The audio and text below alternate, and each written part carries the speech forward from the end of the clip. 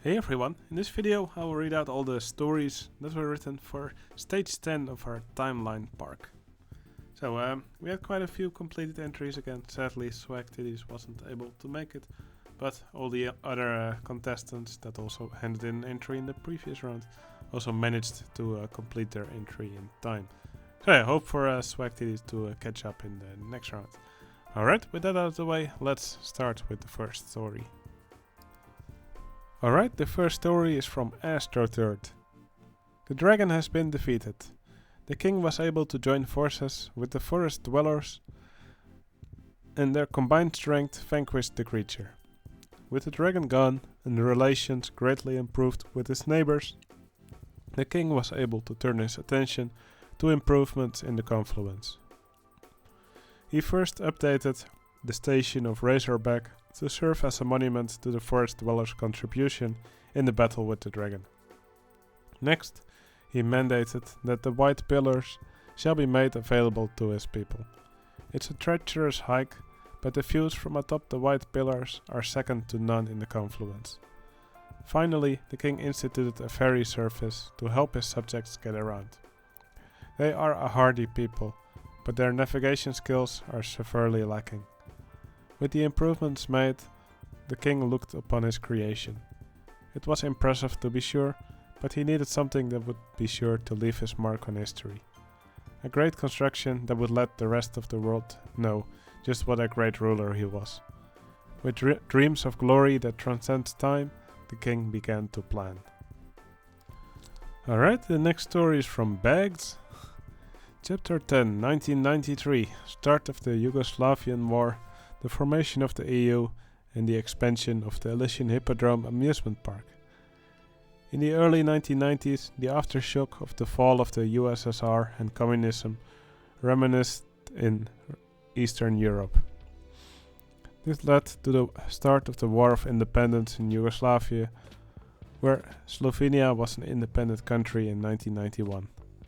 The war continued in the regions of Croatia, Kosovo, Bosnia-Herzegovina, Serbia, Montenegro, and Macedonia, as they also aspired to be sovereign. In 1993, Slovakia also had made itself independent from the Czech Republic.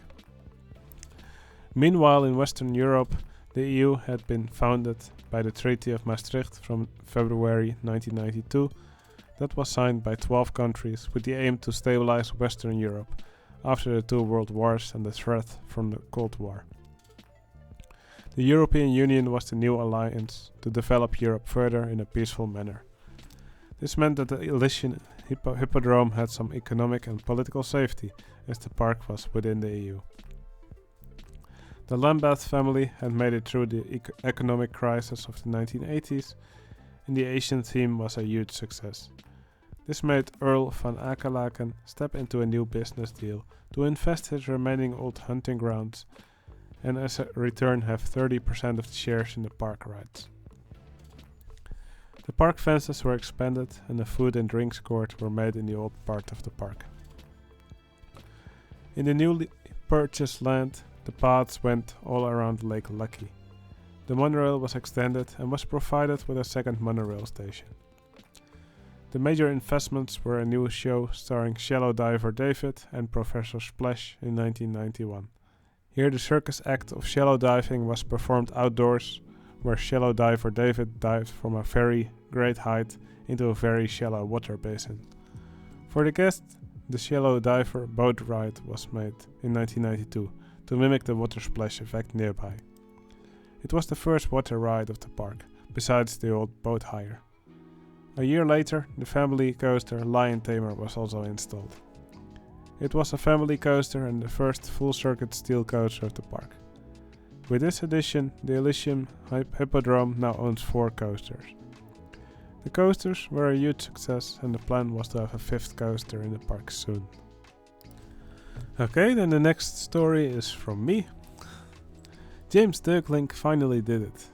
After a meeting with his brothers about the fate of Ducklink Family Orchard, it was decided that James would buy out his brothers' shares of the land, putting it all in James's hands. His brothers would take the formula of the successful Ducklink Family Orchard Park and try the same style of park in a neighboring state.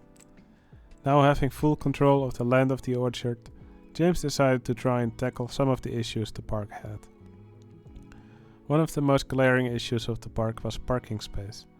The parking lot was almost always full, leading people to park on the roads leading to the park and cause traffic chaos. Several large plots of the orchard were bulldozed to make space for 2 large new parking lots. The paint of some of the rides was starting to dull out, so several of the rides in the park got a new coat of paint as well. Finally, wood rot was discovered in several parts of the new entrance building, so most of the walls were replaced with bricks, while still keeping the feel of the original entrance. With all that out of the way, James started planning for a big new development in the back of the park. Alright, and the next story is from Fidwell. The tide has turned for Dynagas. As the rapid expansion continued, park operations staff had a difficult time keeping up. In addition to the purchase of new property, more guest services buildings, and an event stage, management again requested a new flagship roller coaster to be built. But staff was struggling to keep up with the rides they already had. Finally, the dam broke.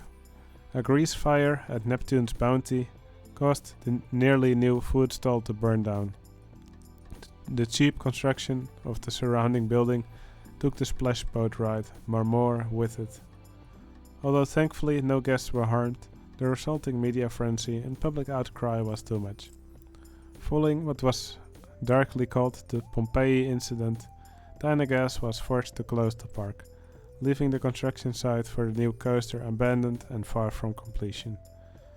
Lil Slugger's lawyers quickly reactivated their suit against the corporation, claiming that such negligence required the ownership of the park to be returned, and their request was miraculously granted. Lil Sluggers finally got what they wanted, but at what cost? Will they be able to bear the burden of what has become such a large and unwieldy park? Okay, the next park is from Herbert.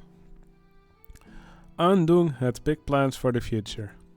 Another massive roller coaster, which would overshadow everything he built so far. Unfortunately, building such a roller coaster takes a lot of time and money, so he had to bridge the gap until his new coaster would be finished, with some smaller rides. He realized that his park did not have a real water ride, which gets guests soaked, so he ordered a prototype water coaster.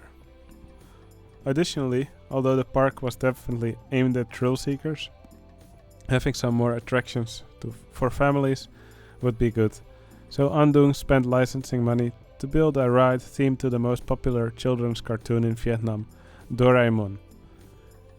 With these new attractions, the guests would hopefully be happy enough to have the patience to wait for the biggest coaster Dong Lua had built, which would be the big standout attraction of the park, attracting even more guests from around the world.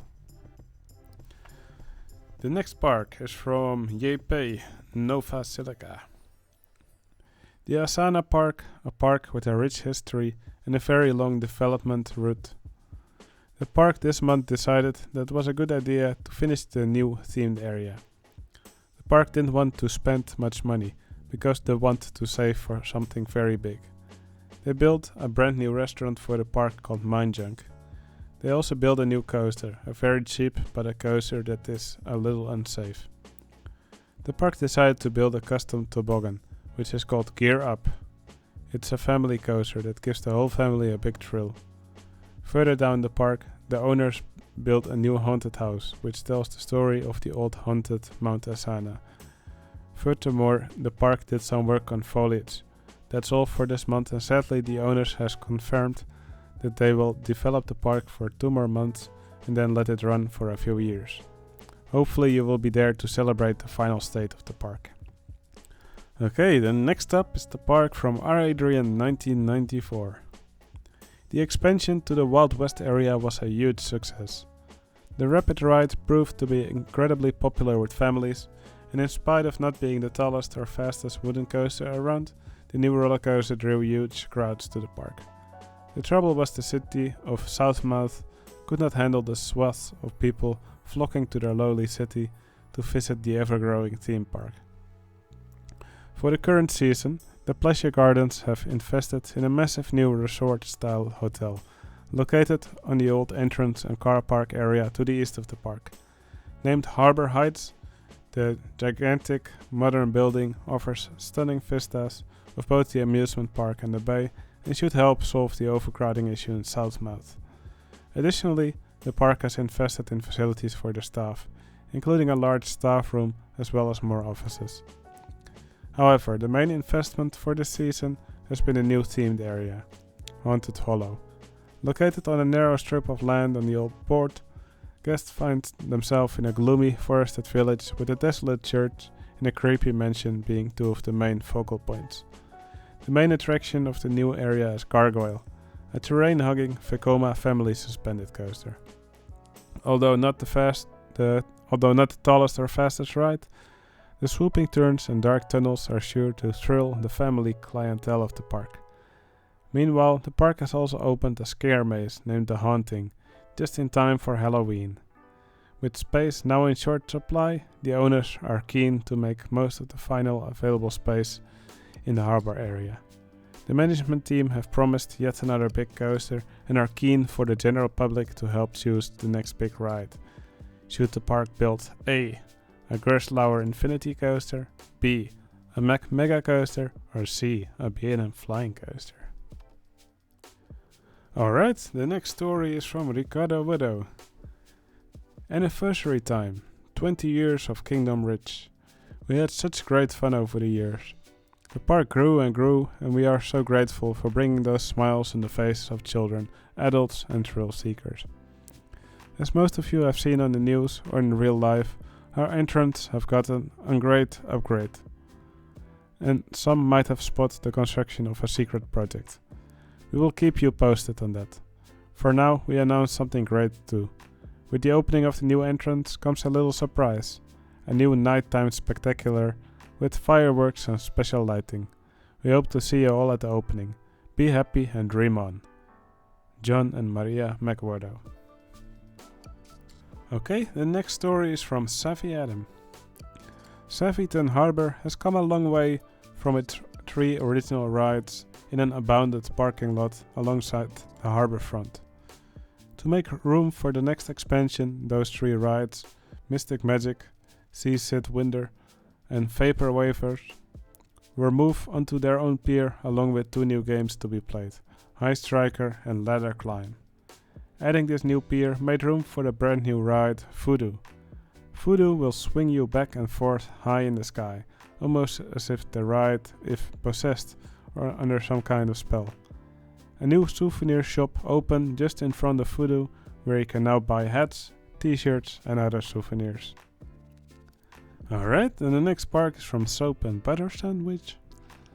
The Wastelanders and scientists are collaborating together on plan to add some awesome new rides to the park. The first stage is halfway complete and involves adding a dueling coaster in the final corner of the park. One of the tracks got fully completed while the other awaits more pieces. They also built a more official looking entrance for the park before remembering a park entrance already existed. The second phase of the plan will involve a large coaster once they figure out some space to put it. Alright, the next story is from the Shek. After the success and lawsuits that came with the new western area, Mr. Fantastic realized that a lot of his park was breaking down and becoming old. He decided to reinvest into certain areas of the park. He added several rides and updated several buildings. Okay, that was a pretty short story. The next one's from Trumafarium. The guests are continuously lining up for the park's attractions. A renovation was made for the food court that was recently added to the park's hillside next to the waterfalls. At that food court, the guests may enjoy a splendid view of the park in its essence. The Wild Mouse ride, Bronze Siege, is no longer. Persistent complaints that it was presumably lacking proper block break sections angered art tycoon Trumafarium, which led to the demise of the coaster. It will be missed surely, but in its place we will see another grandiose attraction. Out in the actual lake, something is about to happen as well. Stone, sand, gravel and dirt is being shipped out to the park, where a barge is loading it all. only to dump it in the middle of the lake. What could possibly be the plan for this land pile? However, the biggest and coolest addition to the park this time around is in fact that the progressive legend Dream Theater has entered the stage. The epic guitar intro of the Count of Tuscany is echoing through the park as we are finally seeing a greater tomorrow. Okay, and here's the final story, this one's from Seklar. The addition of Old Nosgoth was a big hit and the park was booming. Some more changes were drastically needed. With the extra funds, Seklar decided to build a bigger entrance building and a bigger parking lot, so the guests wouldn't need to park next to the roads of the plains. Something guests have been pleading for was a ride on the lake. Seklar thought it was a good idea to let the guests ride some rowing boats to ride in the lake and to see the pirate ship. Another thing needed was a new addition for the thrill seekers. People were begging for a new coaster. Their pleas have been heard with the addition of the Typhoon, the first coaster in the country with a vertical lift hill and drop. Although this was just a small addition to the park, rumors were spreading across the lands of Meridian that there were plans for the next season to make the biggest addition to the park yet. But no one knows what that means. We'll have to find out. Alright, those were all the entries that were submitted for stage 10 of the Timeline Park Contest.